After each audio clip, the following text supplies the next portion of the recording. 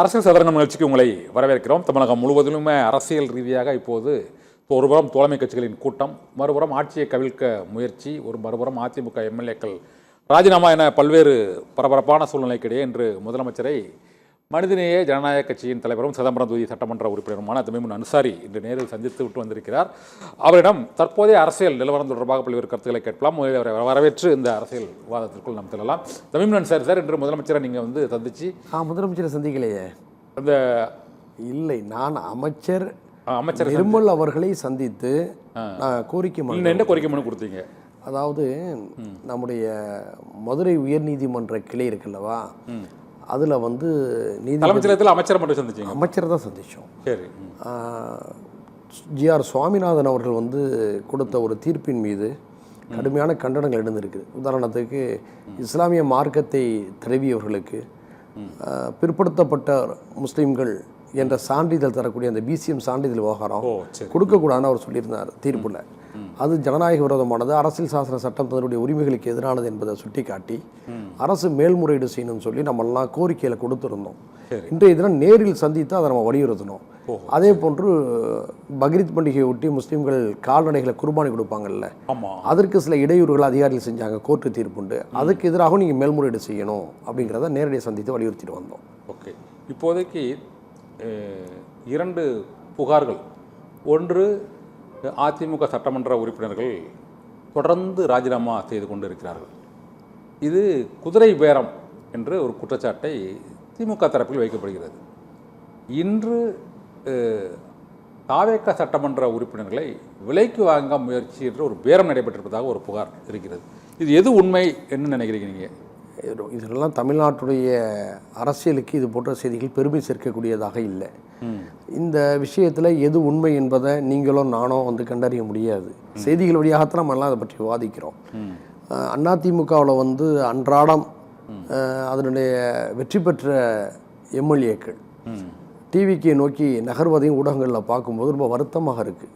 31 ஆண்டு காலம் தமிழ்நாட்டை ஆட்சி செய்த ஒரு கட்சி இன்று ஆட்சி அதிகாரத்துக்கு வர முடியாமல் போனது மட்டுமல்ல, 3வது இடத்துக்கு தள்ளப்பட்ட ஒரு நிலையில் அந்த கட்சியுடைய தலைமையில் இருக்கக்கூடிய சிக்கல்கள் காரணமாக இப்படி எல்லாருமே கூட்டம் கூட்டமாக வெளியே அதில் போய் சேருவது அதிமுகவுக்கும் நல்லதல்ல, தமிழ்நாட்டுக்கும் நல்லதல்ல. இப்படி வருபவர்களெல்லாம் ஊக்குவிப்பது தமிழக வெற்றி கழகத்துக்கும் நல்லதல்ல. ஏன்னா அவங்க தான் ஊழலை ஒழிப்போம், நல்லாட்சியை தருவோம், நாங்கள் ஒரு தூய சக்திங்கிறதையெல்லாம் பெரிய அளவில் முழக்கமாக முன்வைத்து கடந்த தேர்தலில் களமாடினாங்க, பரப்புரை செய்தாங்க. அப்போது இவர்கள் யாரையெல்லாம் தீய சக்தி என்று சொன்னார்களோ அல்லது தவறான சக்தி என்று சொன்னார்களோ அவர்களெல்லாம் வெற்றி பெற்ற பிறகு தங்களுடைய கட்சிக்கு வருவதை ஊக்குவிக்கிறத என்ன அரசியல்னு சொல்ல முடியும்? அடுத்ததாக திமுக ஆட்சியை கவிழ்க்க சதி அப்படின்னு நீங்கள் ஒரு செய்தி வந்ததாக சொன்னீங்க. அது ஒரு செய்தி தான், ஒரு வதந்தியாகத்தான் இருக்குதா? நான் அமைச்சரே சொல்கிறேன். இந்த நிர்மல்குமாரே இன்னைக்கு பேட்டி அளிக்கும் போது இது போன்ற ஊத்தங்கரை தொகுதி சட்டமன்ற உறுப்பினர், தாவேக சட்டமன்ற உறுப்பினர் இளையராஜா ஒரு புகார் அளித்திருக்கிறார். அந்த புகாரின் அடிப்படையில் ஒரு 6 பேர் கைது செய்யப்பட்டிருக்கிறார்கள். கைது செய்யப்பட்ட 6 பேருக்கும் முன்னாள் அமைச்சர் செந்தில் பாலாஜியுடன் தொடர்பு இருப்பதாக ஒரு குற்றச்சாட்டை வைத்துவிட்டு தாவேக ஆட்சியை கவிழ்க்க ஒரு 40 நாட்களாக முயற்சிகளை திமுக மேற்கொண்டு வருகிறது என்ற ஒரு குற்றச்சாட்டை அவர் முன் வச்சிருக்கிறார். உண்மையிலே அப்படி ஆட்சி கவிழ்ப்பதற்கான முயற்சிகள் எதுவும் மேற்கொள்ளப்படுதா உங்களுக்கு தெரியுது? நீங்கள் சட்டமன்ற உறுப்பினராக இருக்கிறீங்க. எனக்கு ரொம்ப ஆச்சரியமாக இருக்குது. ஏன்னா அதிமுகவிலேருந்து டிவிக்கு நோக்கி நகர்வதை நம்ம பார்க்குறோம், அதன் மீது நம்ம விமர்சனங்கள்லாம் வைக்கிறோம். ஆனால் ஆளுகின்ற டிவிகே கட்சியிலிருந்து திமுக எம்எல்ஏக்களை இழுக்க பார்க்குது, அதுக்கான பேரம் நடக்குங்கிற செய்தியில் எனக்கு ரொம்ப அதிர்ச்சியாகவும் ஆச்சரியமாகவும் இருக்குது. அது எந்த அளவுக்கு உண்மையை நான் நம்ப முடியல. ஏன்னா ஆளுங்கட்சியில் அவங்க இருக்கிறாங்க, இப்படிப்பட்ட ஒரு நல்ல வாய்ப்பு விட்டு இன்னொரு கட்சிக்கு அவங்க போவாங்கங்கிறது சந்தேகம். இன்னொன்று, திமுகவுக்கு இப்படி செய்தால் நம்ம கெட்ட பேர் வருங்கிறது தெரியும்ல இல்லையா? அவங்க எவ்வளோ பெரிய அரசியல் அனுபவம் உள்ளவங்க. இப்படி ஏதாவது இப்போது டிஸ்டர்ப் பண்ணோன்னா மக்களுக்கு அந்த ஆட்சியின் மீது தான் அனுதாபம் ஏற்படும், இது நமக்கு தான் பின்னடைவு ஏற்படுங்கிறதையும் திமுக உணராமையெல்லாம் இல்லை. எனவே இந்த முயற்சியில் திமுக நிச்சயமாக சம்மந்தப்பட்டிருக்காங்க, நான் உறுதியாக நம்புகிறேன். அதான் மறுப்பு தெரிவிச்சிருக்கிறாங்க. இது ஒரு வதந்தி என்ற அடிப்படையில் தான் நான் அதை பார்க்குறேன். இது போன்ற அரசியல் போக்கு இதுவரை தமிழகம் எதிர்கொள்ளாத ஒரு அரசியல் நிலை. வழக்கமாக திமுக ஆட்சி அமைக்கும், நல்லது அதிமுக ஆட்சி அமைக்கும், மற்ற கூட்டணி கட்சிகள் அதான் 5 ஆண்டுகள் அந்த ஆட்சி அப்படியே நிர்வாகம் நடக்கும், அதில் பல்வேறு பிரச்சனைகள் எழும். ஆனால் இப்போது ஒவ்வொரு நாளும் ஏதாவது ஒரு கட்சியிலிருந்து ஒரு சட்டமன்ற உறுப்பினர் அல்லது ஒரு கட்சி அங்கு ஆளும் கட்சிக்கு ஆதரவு தெரிவிப்பது அல்லது அதிலிருந்து விலகுவது, அதில் கூட்டணி கட்சிகள் மாறுவது என்று தொடர்ந்து இந்த அணிமாறல் அணி சேர்க்கைங்கிறது ஒரு மாதத்தை கடந்து நடந்து கொண்டே இருக்கிறது. எப்போ வந்து அது நிறைவுறும்னு நினைக்கிறீங்க இந்த அணி மாறல்கள்? அதாவது இது போன்ற செய்திகள்லாம் வட இந்தியாவில் நடப்பதை தேர்தல் நம்மளாம் வட இந்திய அரசியலில் தான் அது நடக்கும். அது அங்கே அது வந்து ஒரு அரசியல் விழிப்புணர்வு இல்லாத மாநிலங்கள், அரசியல் ஆர்வமற்ற மக்களை கொண்ட மாநிலங்களும் கூட. அதனால் இது போன்ற செய்திகள் அங்கெல்லாம் சகஜமாக இருக்கும், மக்களும் தப்பாக நினைக்க மாட்டாங்க, நமக்கெல்லாம் இது அதிர்ச்சியாக இருக்கும். ஆனால் அது போன்ற நிகழ்வுகள் போது தமிழ்நாட்டில் நடப்பது போன்ற செய்திகள் வருவது தமிழ்நாட்டுடைய அரசியல் மாண்புகளுக்கு அது உகந்ததாக தெரியும். ஒரு கூட்டணியில் இருந்து வெற்றி பெற்று விட்டுட்டு அடுத்த ஒரே மாதத்துக்குள்ளே அவ்வளோ பேரும் கூட்டணி மாறி அங்கே போய் அமைச்சர் பதவிகளை பெறுவது மற்றும் அவர்களுக்கு ஆதரவு தெரிவிப்பது, மற்றபடி திமுக கூட்டணியை பற்றி விமர்சிப்பது, இது போன்ற செயல்பாடுகளும் இது தமிழக அரசியல் இதுவரை நிகழாத ஒன்று. இது வந்து எத்தகைய விளைவுகளை ஏற்படுத்தும்? சென்ற கட்சிகளுக்கு அந்த செல்வாக்கு இருக்குமா, அல்லது கட்சிகள் சென்றதால் இந்த திமுக கூட்டணிக்கு ஒரு பலவீனமான சூழ்நிலை ஏற்படுமா? அதாவது எப்படி பார்க்குறீங்க? அது ஒரு விஷயத்தை நம்ம கொஞ்சம் பிரித்து பார்க்கணும். தேர்தல் தோல்விக்கு பின்னாலே அதிமுகவிலிருந்து வெற்றி பெற்ற எம்எல்ஏக்கள் அங்கே போய் சேருவதை நம்ம பார்க்கின்ற விதமும், திமுக கூட்டணியில் வெற்றி பெற்ற பிறகு டிவிகே அரசுக்கு ஆதரவு அளித்த கட்சிகளுடைய நிலையை நம்ம வந்து பிரித்து பார்க்கணும். இப்போ அதிமுகவிலேருந்து ஏன் அங்கே போகிறாங்கன்னா ரெண்டு. இனி அதிமுக எந்த அளவுக்கு எதிர்காலத்தில் அரசியல் தாக்கு பிடிக்கும் என்ற நம்பிக்கை இழந்தவர்கள் சில பேர் அங்கே போகிறாங்க. சில பேர் அந்த கட்சியுடைய தலைவர் திரு எடப்பாடி அவர்களுடைய அரசியல் பிடிவாதங்களின் மீது கோபமுற்று அங்கே போகிறாங்க. அல்லது அந்த கட்சியின் தலைமையில் இருக்கக்கூடிய அரசியல் முடிவுகளின் மீது அதிருப்தி அடைஞ்சு போகிறாங்க. இந்த மூணு வகையான காரணம் தான் அதிமுக அங்கே போகிறதுக்கு. ஆனால் வந்து திமுக கூட்டணியில் மதச்சார்பற்ற முற்போக்கு கூட்டணியில் அங்கம் வகித்த Congress, IUML, CBI, CPM, Visika இவங்கெல்லாம் அங்கே போனதுக்கு வந்து ஒவ்வொருவருக்கும் ஒரு காரணம் உண்டு. உதாரணத்துக்கு சிபிஐ, சிபிஎம், விசிகா அந்த மூணு பேரும் சொன்ன ஒரு காரணங்கள் வந்து அது பொருத்தமாக கவனிக்கப்பட்டது. என்னென்னா, குடியரசுத் தலைவர் ஆட்சி வந்துவிடக்கூடாது. அப்படி குடியரசுத் தலைவருடைய ஆட்சி வறுமையானால் அது வந்து பாஜகவுக்கு தான் அது துணையாக இருக்கும், ஒன்றிய அரசுக்கு தான் அது துணையாக இருக்கும், அதை நம்ம அனுமதித்து விடக்கூடாது என்ற அடிப்படையில் தான் நாங்கள் ஆதரவு அளித்தோன்னு சொன்னாங்க. அதை மக்கள் ஓரளவு ஏற்றுக்கொண்டாங்க. அதில் வந்து விசிகா வந்து அவங்க கட்சியுடைய ஆலோசனை அடிப்படையில் அதிகாரத்தில் போய் பங்கெடுத்துருக்கிறாங்க. அதையும் கூட முறையாக திமுகவோட சொல்லிவிட்டு தான் அவங்க நகர்ந்துருக்கிறாங்க. இப்படி ஒரு முடிவு எடுக்கிறோம் அப்படின்னு சொல்லிட்டு சிபிஐ, சிபிஎம்மும் முறையாக சொல்லிட்டு தான் நகர்ந்தாங்க. 3 பேரும் சொல்லிட்டு ஒரு நாகரிக அரசியலை வந்து அந்த நிலையில் முன்னெடுத்தாங்க. ஆனால் இந்த நிலையிலும் கூட சிபிஐ, சிபிஎம் வந்து அவங்களுடைய ஆட்சியில் பங்கெடுக்கலை, வெளியில் தான் இருக்கிறாங்க. இந்த நிலையில் வந்து இத்தகைய சூழல்கள் ஒவ்வொன்றும் புதிய அரசியலில் எதிர்பாராத நிகழ்வுகளாக நமக்கெல்லாம் இருக்கின்றன. இந்த 59 வருடங்களாக திமுக அதிமுக தான் தமிழ்நாட்டை மாறி மாறி ஆட்சி செய்து வந்தாங்க. அப்போதெல்லாம் வந்து நிலையற்ற அரசியல் எதுவுமே இல்லை. அரசியல் வெற்றி தோல்விகளை கடந்து அது ஒழுங்கான அரசியலாக பார்க்கப்பட்டது. தமிழ்நாட்டில் இந்த முறை மக்கள் வந்து ஒரு தெளிவற்ற ஒரு தீர்ப்பை தான் தந்திருக்கிறாங்க. ஏன்னா டிவிக்கு பெரும்பான்மை கொடுத்தாலும் முழு பலத்தையும் கொடுக்கல. ஸோ ஒரு கூட்டணி ஆட்சி வருவதற்கான ஒரு சூழலை வந்து மக்களுடைய முடிவுகள் வந்து அளித்திருக்கு. இந்த சூழ்நிலையில் வந்து குதிரை பேரம், யானை பேரம், ஒட்டகப்பேரம்லாம் நடப்பது வந்து அருவருப்பாக இருக்குது. இது எந்த அளவுக்கு எதிர்காலத்தில் இவர்களுக்கு சிறப்பை சேர்க்குன்னு எனக்கு தெரியலை. இப்படி மற்ற கட்சியினுடைய ஆதரவை பெறுவது என்பது வேறு. இப்போ அவங்க வந்து ஐயுஎம்எல், அப்புறம் வந்து நம்ம சிபிஐ, சிபிஎம் இப்படிப்பட்ட கட்சிகளுடைய ஆதரவை பெறுவது என்பது வேறு. அதிமுகவில் இருக்கக்கூடிய அதிருப்தியாளர்கள்லாம் தன் பக்கம் வருவதற்கான வேலைகளை செய்வது வேறு. இந்த இரட்டை வியூகம் எதிர்க்காதான் ஒரு குழப்பமாக இருக்குது. இப்போதைக்கு உங்களுக்கு ஏற்கனவே 107 வெற்றி பெற்றிருக்கீங்க. மீதி உள்ள அறுதி பெரும்பான்மைக்கு தேவையான அந்த 118 அப்படிங்கிறதுக்கு விசிகா, கம்யூனிஸ்ட்டு, காங்கிரஸ் மற்ற கட்சிகள் ஆதரவு இருக்குது. இந்த சூழ்நிலையில் தினமும் அதிமுகவிலிருந்து எம்எல்ஏக்களை ராஜினாமா செய்ய சொல்லி அதன் பின்னர் அந்த கட்சியில் இணைக்கும் செயல் எதற்கு? இது ஒரு நம்பிக்கை இல்லாத இருக்கும். இவங்களை 5 வருஷம் நமக்கு ஆதரவு கொடுப்பாங்கன்னு நம்பிக்கை இல்லாத ஒரு சூழ்நிலை இருக்குதான். நாங்கள் அப்படி தானே எண்ணத்தை உருவாக்குது. இப்போ நம்ம என்ன சொல்கிறோன்னா, உங்களுக்கு இப்போ பெரும்பான்மை பலம் இருக்குது. 5 திமுக கூட்டணியில் வெற்றி பெற்ற 5 கட்சிகள் உங்களை வந்து ஆதரிக்கிறாங்க. கூடுதலாக அமமுகவுடைய குக்கர் சின்னத்தில் வெற்றி பெற்ற மன்னார்குடி எம்எல்ஏ திரு காமராஜ் அவர்கள் அங்கே ஆதரவு கொடுக்குறாங்க. நல்ல பலத்தோடு தான் இருக்கிறீங்க. இப்போ நீ உங்களோட கூட்டணி சேர்ந்தவர்கள் எல்லாருமே உங்களோட உறுதியாக இருப்பதாக தான் இன்றைக்கி நடந்த கூட்டத்தில் கூட முடிவு பண்ணியிருக்காங்க. தோழமை கட்சி கூட்டமாக நடந்திருக்கு. அப்போ இப்படிப்பட்ட ஒரு சூழலில் மீண்டும் மீண்டும் நீங்கள் அதிமுக ஆட்டில் உருவும் போது நீங்களும் சராசரி அரசியல் தான் பண்ணுறீங்க, நீங்கள் சொன்ன மாற்று அரசியலை, நீங்கள் சொன்ன முற்போக்கு அரசியலை நீங்கள் செய்யலை அப்படின்னாலும் விமர்சனங்கள் வருது. இது டிவிக்கு அரசுக்கும் டிவிகே கட்சிக்கும் அது கெட்ட பேரை தான் ஏற்படுத்தும். ஏன்னா ஒரு கட்சியில் இருக்கக்கூடியவர்கள் ஏதோ ஒரு அதிருப்தி விட்டு வருவது என்பது வேறு, அப்படி அதிருப்தி விட்டவர்களெல்லாம் எங்கள் கட்சிக்கு வாங்கன்னு சொல்லி மறைமுகமாக தூண்டில் போட்டு இழுப்பது என்பது வேறு. நாங்கள் அப்படிலாம் இழுக்கலை, அவங்களா வர்றாங்கன்னு இவங்க சொல்லலாம். ஆனால் நடப்பது எல்லாவற்றையும் நம்ம கூர்ந்து கவனிச்சுக்கிட்டு இருக்கிறோம். மக்களை ஏமாற்ற முடியாது. கொஞ்சம் விரும்பி போகிறாங்களோன்னு ஒரு சந்தேகமும் இருக்குது. என்னன்னா தமிழக வெற்றி கழகத்தில் போய் மதிமுக போய் இணைஞ்சிருக்கு. மறுமலர்ச்சி திராவிட முன்னேற்ற கழகத்துக்கு இல்லை 2 சட்டமன்ற உறுப்பினர்களும் அவங்க இணைய ஆதரவு இல்லையே. மறுமலர்ச்சி திமுக ஒரு முடிவெடுக்குது, அதனுடைய சட்டமன்ற உறுப்பினர்கள் ஆதரவு தெரிவிக்கல. எதுக்கு அங்கே போய் சேர்றாங்கன்னு தான் எனக்கு இப்போ தெரியல. இது போல அதிமுக சட்டமன்ற உறுப்பினர்களும் அவர்கள் ஏற்கனவே ஏடிஎம்கேல தாவேகாவுக்கும் திமுகவுக்கும் எதிராக தான் வாக்களித்து அதிமுக சட்டமன்ற உறுப்பினர்கள் வெற்றி பெற்றிருக்காங்க. வெற்றி பெற்ற இந்த எம்எல்ஏக்கள், அது விஜயபாஸ்கர்களிலிருந்து 2 விஜயபாஸ்கர்லேருந்து, இதே போல் நம்ம மதுராந்தகம் தொகுதி, தாராபுரம் தொகுதி, அம்பாசமுத்திரம் தொகுதியில் அதிமுகவில் வெற்றி பெற்று விட்டு இங்கே இணைவது இதை விட கூடுதலாக நமக்கு அங்கே ஒரு பதவியோ அல்லது பலனோ கிடைக்கும் அடுத்த 4 ஆண்டுகளில். ஏன்னா ஜெயிச்சவங்களாம் ஒரு முறை எம்எல்ஏ, 2-3 முறை எம்எல்ஏ ஆனவங்க. எம்ஆர் விஜயபாஸ்கராக இருக்கட்டும் அல்லது இந்த அம்பாசமுத்திரம் எஸ்கே சுப்பியாவாக இருக்கட்டும், மரகதம் குமரவேலாக இருக்கட்டும், இவங்கெல்லாம் 2-3 முறை எம்எல்ஏக்கள் ஆனவங்க.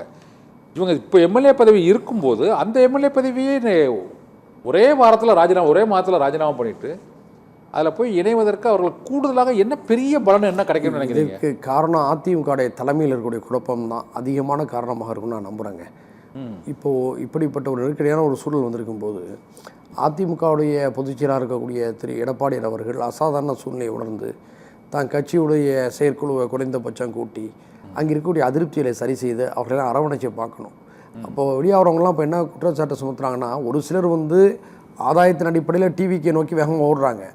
மற்ற பெரும்பாலானோர் என்னுடைய தலைமையில் ஒரு பிடிவாத போக்கு இருக்குது, இலகுத்தன்மை இல்லை, அதிருப்தியாளர்களை குறை சொல்கிறவங்கள அரவணைச்சு சரி செய்யக்கூடிய வேலைகளை ஈடுபடலை. இதே நிலையில் போனுச்சுன்னா கட்சியுடைய எதிர்காலம் என்ன ஆகும், எங்களுடைய எதிர்காலம் என்னவாகுங்கிற அதிருப்தியில் போகிறது மாதிரியாகவும் சொல்கிறாங்க. அப்போ அப்படிப்பட்ட ஒரு நிலையை சரி செய்யுங்கிறது அதிமுக பொதுச் செயலாளர் திரு எடப்பாடியார்களுடைய கையில் தான் இருக்குது. தன்னுடைய அந்த பொதுச் செயலாளர் பதவியை உறுதிப்படுத்தணுமா இல்லை அதிமுக வலிமைப்படுத்தணுமான்னு ஒரு கேள்வி வருதா இல்லையா? இன்றைக்கி அவருக்கு போட்டியானவர்கள் யாரும் அந்த கட்சியில் இல்லை. மரியாதைக்குரிய சசிகலா அம்மையார் அதில் இல்லை, ஒரு டிடிவி தினகரன் அண்ணன் அதில் இல்லை, ஓபிஎஸ் அண்ணன் இங்கே சேர்ந்துட்டாங்க திமுகவில், வைத்திலிங்க அண்ணன் இங்கே சேர்ந்துட்டாங்க. ஸோ இவருக்கு சவால் விடக்கூடிய அளவுக்கு அல்லது சமமாக இருக்கக்கூடிய அளவுக்கு அதிமுக இப்போ யாருமே இல்லை. இவர் யாருங்க அசைக்க முடியாதுங்கிற நிலை தான் இருக்குது. அப்படி இருக்கும் பொழுது இப்போ ஒரு சிவி சண்முகம் அண்ணன், ஒரு எஸ்பி வேலுமணி அண்ணன், இது போன்ற பல மூத்தவர்கள் அங்கே நியாயமான சில கோரிக்கையில் வைக்கிறாங்க. நாங்கள் செயற்குழுவை கூட்டுறோம், நாங்கள் விருப்பப்பட்டோம், நீங்கள் கூட்டம் மறுத்தீங்க, தேர்தல் தோல்விக்கு உண்மையான காரணங்களை அலசி ஆராயணும்னு சொன்னோம், அதையும் நீங்கள் கேட்டுக்கல. நாங்கள் அதிருப்தி தெரிவித்தோம், டிவிக்கு பக்கம் கூட்டணிக்கு போக பார்த்தோம், அது நடக்கலை அவங்களுக்கு. இப்போ இந்த நிலையில் மீண்டும் நாங்கள் வந்துவிட்டோம், சரி மறப்போம் மன்னிப்போம், எங்களெல்லாம் அரவணைச்சி பழைய பதவிகளை தாங்கன்னு சொல்லி கேட்குறாங்க. இவர் என்னென்னா மாவட்ட செயலாளர் பதவி என்பது ரொம்ப முக்கியமான பொறுப்பு அதிமுக. அதில் தவிர மாநில அளவிலான பொறுப்பு கொடுக்குறாரு. அவங்க அந்த பொறுப்பை நாங்கள் என்ன செய்ய முடியும், எங்களை நம்பி வந்தவங்களுக்கு நாங்கள் பதில் சொல்லணும், நீங்கள் மட்டும் பதவி வாங்கிட்டீங்கன்னு சொல்லி ஒரு பழி வரும், இதையெல்லாம் மறுபரிசீலனை செய்யுங்கன்னு சொல்கிறாங்க.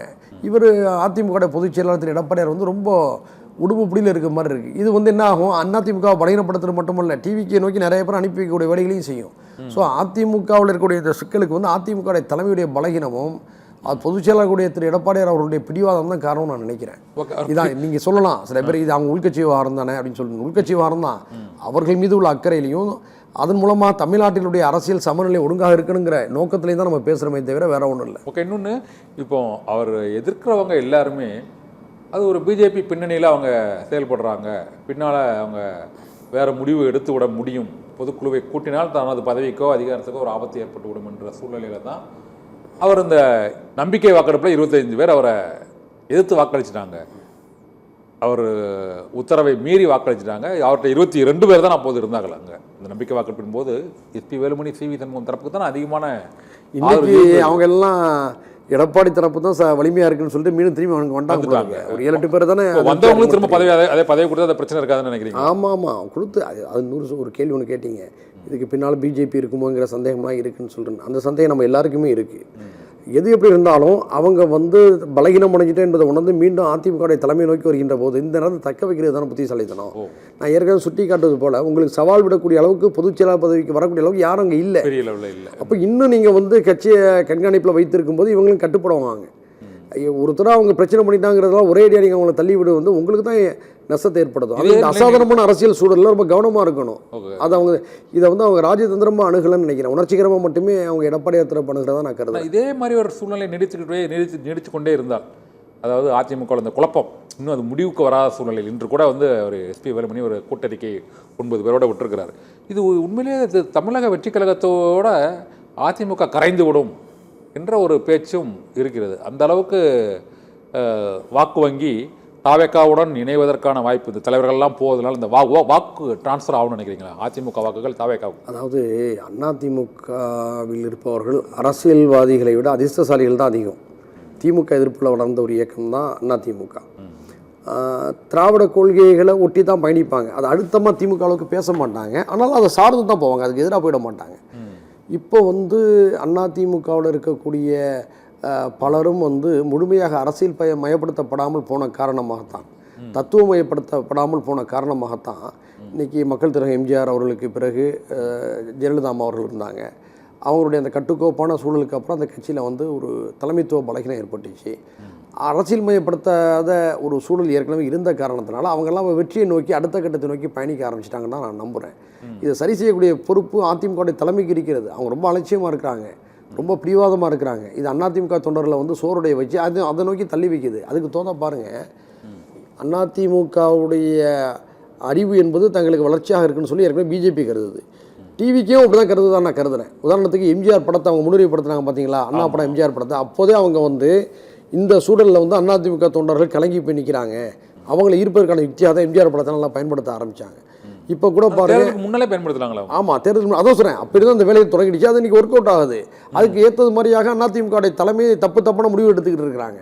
இப்போ கூட பாருங்கள், முதலமைச்சர் வந்து சட்டசபையில் ஆளுநர் உரைக்கு நன்றி தெரிவித்து பேசின பதில் உரையின் போது 2017க்கு பிறகு ஆட்சிக்கு வந்தவர்கள் தான் ஒரு விமர்சனத்தை வைக்கிறார். அப்போ அதில் வந்து ஜெயலலிதா அம்மாவை சேர்க்கலை. இதன் மூலமாக அதிமுக தொண்டர்களை வந்து அவர் பகைக்க விரும்பலை.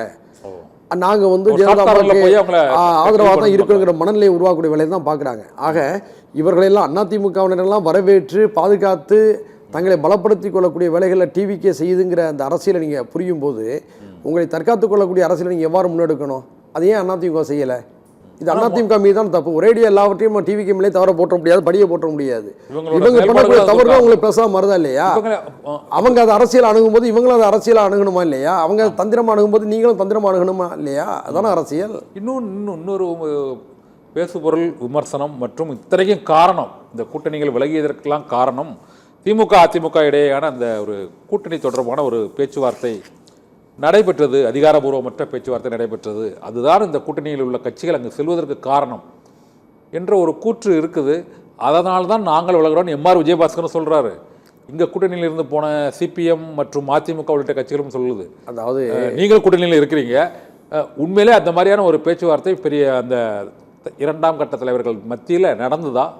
அதாவது திமுக இந்த பேச்சுவார்த்தை இது உண்மையா வதந்தியா என்பது குறித்த விவாதங்கள் தொடர்ந்துக்கிட்டே இருக்குது. ஆனால் திமுகவுடைய தலைமையும் அதிமுகவுடைய தலைமையும் இது குறித்து எங்கேயுமே உறுதிப்படுத்தப்படலை.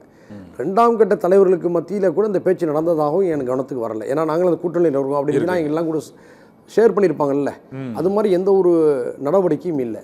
3ஆம் கட்ட லெவலில் 4ஆம் எதுக்கு பேராசிரியர் காதர் மீது சொல்கிறாரு, மதிமுக வைகோ சொல்கிறாப்புல, அங்கே எம்ஆர் விஜயபாஸ்கரன் சொல்கிறாரு, நிர்மல்குமார் சொல்கிறார், திமுகவும் அதிமுகவும் கூட்டணி பேச்சுவார்த்தை இன்றும் நேற்று வரை கூட நடந்ததுன்னு அந்த அமைச்சர் நிர்மல்குமார் சோசியல் மீடியாவில் சமயத்தில் எல்லாம் வந்துச்சு, தொலைக்காட்சிகளில் கூட கேள்விக்குறி போட்டு இது போன்ற செய்தியில் வந்துச்சு.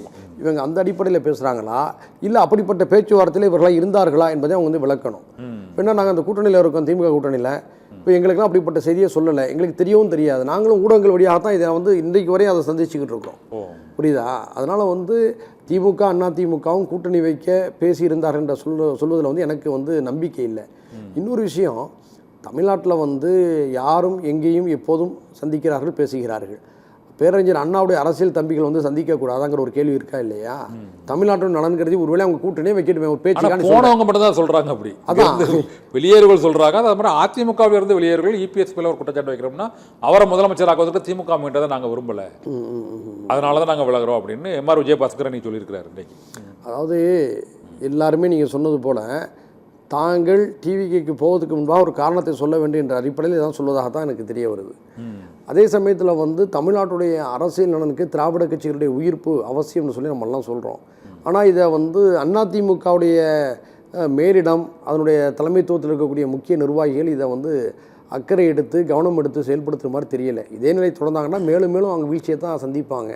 அந்த வீழ்ச்சி என்பது தமிழ்நாட்டுக்கு நல்லதல்ல. ஓகே, இன்னொரு முக்கியமான கேள்வி, திமுகவும் அதிமுகவும் அந்த அடுத்த சட்டமன்ற தேர்தலில் ஒரு இப்போ உள்ள சூழ்நிலையில் அதை இணைந்து செயல்பட்டால் அதை தொண்டர்கள் ஏற்பார்களா, அந்த கட்சியோட தொண்டர்கள் ஏற்பார்களா, ஆதரவாளர்கள் ஏற்பார்களா, அப்படி ஒரு சூழ்நிலை இருக்குதா? நீங்கள் எப்படி பார்க்குறீங்க? அதாவது ஒரு யூகம் தான். இந்த யூகத்துக்கு நான் என்ன பதில் சொல்ல முடியும்? சிரமமான ஒரு பதில் இது. தமிழ்நாட்டுடைய அரசியலில் எது வேண்டுமென்றாலும் நடக்கும். தமிழ்நாட்டு அரசியல் மட்டும் இல்லை, உலக அரசியலே எது வேண்டாலும் நடக்கும். உதாரணத்துக்கு உத்தரப்பிரதேசத்தில் எதிரும் புதிருமாக இருந்த பகுஜன் சமாஜ் கட்சியுடைய தலைவர் மாயாவதி அவர்களும் முலாயம் சிங் யாதவ் அவர்களுடைய சமாஜ்வாதி கட்சியும் ஒன்று சேர்ந்து கூட்டணி அமைச்சாங்களா இல்லையா? கடுமையாக மோதிக்கொண்டு லாலு பிரசாத் யாதவும் நிதிஷ்குமாரும் ஒரு கட்டத்தில் ஒன்று சேர்ந்து கூட்டணி ஆட்சி அமைச்சாங்களா இல்லையா?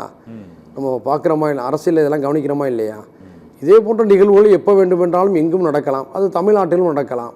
அப்படிப்பட்ட ஒரு நிலை வரும்போது நம்ம இதை பற்றிலாம் விரிவாக பேசலாம். ஓகே, ஆனால் நிறைவாக ஒரு கேள்வி, இந்த ஒரு மாத காலத்தில் தமிழக வெற்றி கழகம் என்று ஒரு மாற்றம் திமுக அதிமுக மேலே ஒரு சலிப்பில் மக்கள் இந்த தமிழக வெற்றி கழகத்தில் ஆட்சிக்கு அமைத்திருக்கிறாங்க. இந்த 40 நாட்கள் இந்த ஒரு மாத கால ஆட்சியில் அந்த செல்வாக்கு, அந்த கட்சிக்கான செல்வாக்கு அதிகரித்திருக்கு தான் நினைக்கிறீங்களா?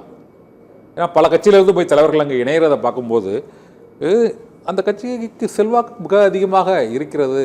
அதனால் நாங்களும் அதில் இணைந்து அந்த ஆட்சி அதிகார பலனை பெறுவதற்காக அதில் போய் இணைவதற்கான முயற்சியில் அவர்கள் ஈடுபடுகிறார்கள் என்பதால் அந்த கட்சிக்கான செல்வாக்கு அதிகரித்து கொண்டே செல்வதாக நினைக்கிறீங்களா அல்லது குறைந்துக்கிட்டே போவதாக நினைக்கிறீங்களா? அதாவது இந்த கேள்விக்கு நம்ம வந்து 1.5 மாதத்துலேயே முழுசாக பதில் சொல்ல முடியாது சார். ஒரு ஆட்சி அமைச்சிருக்கிறாங்க, அவங்களுடைய ப்ராசஸ் வந்து கொஞ்சம் கொஞ்சமாக போய்கிட்டு இருக்கு.